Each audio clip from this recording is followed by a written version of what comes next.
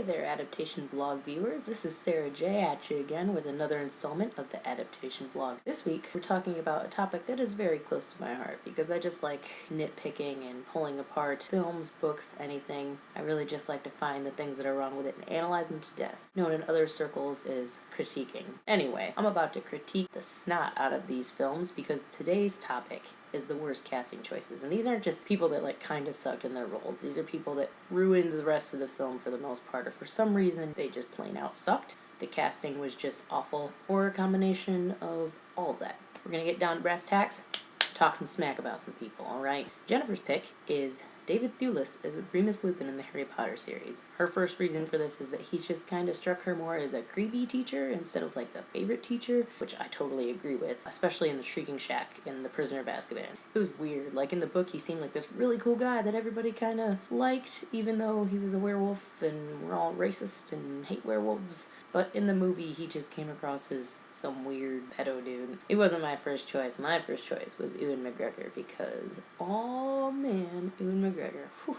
I'm a hot teacher, I'll tell you what. No, they went with David Thewlis. He usually is better at playing the bad guy, or like the skeevy guy. As a likable character, he just kind of falls flat. Also Jen's choice, we have Cameron Diaz as Sarah in My Sister's Keeper, and we've talked about this on the vlog before, but she just keeps popping up because honestly it was that bad. She failed in the role of mother, we already discussed that, but then Jen went on to say that she seemed more angry than concerned most of the time. She doesn't really have that mother nurturing vibe, which means she might actually be decent in her upcoming role as Miss Hannigan at Annie. Let's face it, Miss Hannigan is not supposed to be the world's greatest caretaker. Personally, I think Cameron Diaz is an alright actress. She just does better in roles of a certain type, like Amanda in The Holiday. Sad, single, forever alone, like I hate to say it, but she's way better at portraying that type of character. Jen went on to say that most of the casting in My Sister's Keeper feels rather off. Alec Baldwin and Abigail Breslin notwithstanding. Jen also gave us a third choice. Jen has a lot of opinions on this topic, apparently. She said that Angelina Jolie as Grendel's mother in Beowulf was an awful choice. I think she's pretty spot on. They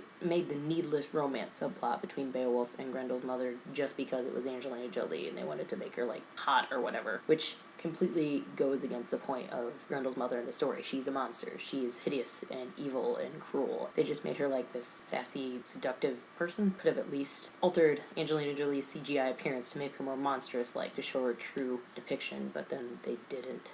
Ruin the film in a way. You know, it's the small things sometimes. Kendall's choices for this topic can be summed up in one word: whitewashing. Whoa, everywhere. White.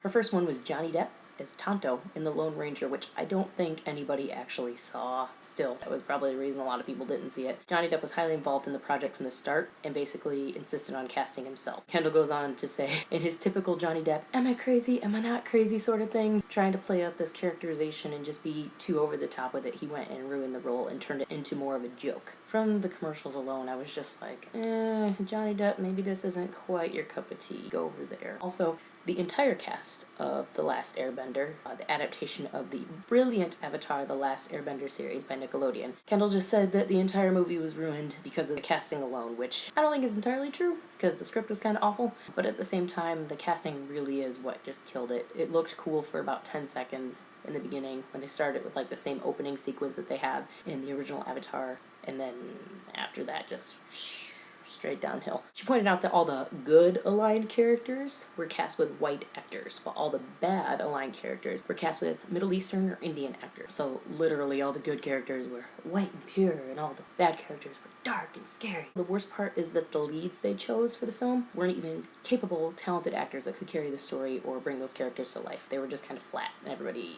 sucked. She also added, as just like a sort of side note caveat that I felt was important to add, if we're going to go on the topic of whitewashing, Jennifer Lawrence as Katniss in The Hunger Games could also be considered whitewashing because they put specifically in the casting call that they were calling for white actresses. But she goes on to say that it did not actually ruin the movie or the character because Jennifer Lawrence was able to carry both character and story and make it a movie we actually want to watch. In the same vein, Nicole pointed out that everyone in Memoirs of a Geisha was a little bit off from what they were supposed to be. The story, if you don't know, is set in Japan, but out of 3 main characters, 2 of them were cast with Chinese actors, that's 2, and 1 of them was a Malaysian actor.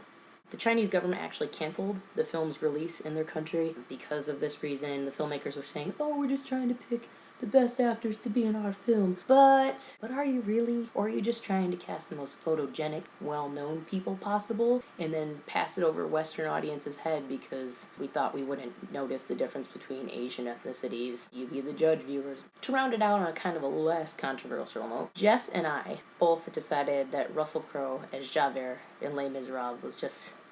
I'd just rather not talk about it. But I'm gonna talk about it because that's today's topic. Jess says that his voice fell flat a lot and that he lacked the passion, fervor, and fanaticism that Javert clearly needed to have in this role for it to be convincing and to make for a great story. In less eloquent words, I think that he was awful and he sounded like an asthmatic, constipated rodeo bull most of the time. I don't really have more to say on that. So those are our choices and the worst casting. If you have any more of yours to add, share them in the comments because we're always willing to hear. And as always, make sure you follow us on Twitter and our adaptation blog. It's been great having you. I'm Sarah J, and I'll see you next time.